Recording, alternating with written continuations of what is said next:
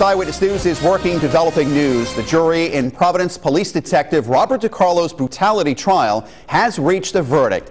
Guilty of assault with a dangerous weapon, not guilty of simple assault. Eyewitness News reporter Julie Raditsky joins us now with more, live outside of Superior Court with the Providence Mobile Newsroom.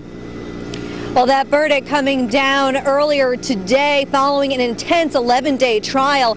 Now this law enforcement officer could face 20 years in prison. How do you find the defendant guilty or not guilty? Guilty. Here he comes. Providence Police Detective Robert Decarlo walking out of Superior Court appearing visibly distraught, his attorney by his side. Detective Decarlo is devastated by the verdict. He's broken down multiple times during the course of the trial. He never intended to strike a man in handcuffs. He's very apologetic to Mr. Mendonca. Prosecutors say this grainy video showed Decarlo striking 22-year-old Louis Mendonca with a flashlight, leaving a gash on his head.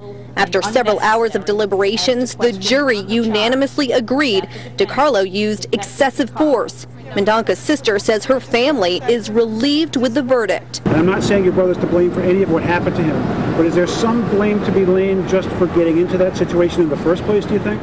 Well, even if that's the case, nobody has a right to treat no one like that. So it doesn't matter what crime my brother made, but nobody has the right to treat nobody like that.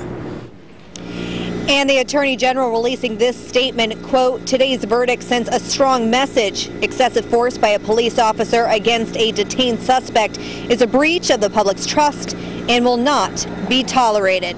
Meanwhile, Decarlo remains out on bail awaiting that sentencing hearing. That will likely come in the next several weeks. Live with the Providence Mobile Newsroom, Julie Raditsky, Eyewitness News.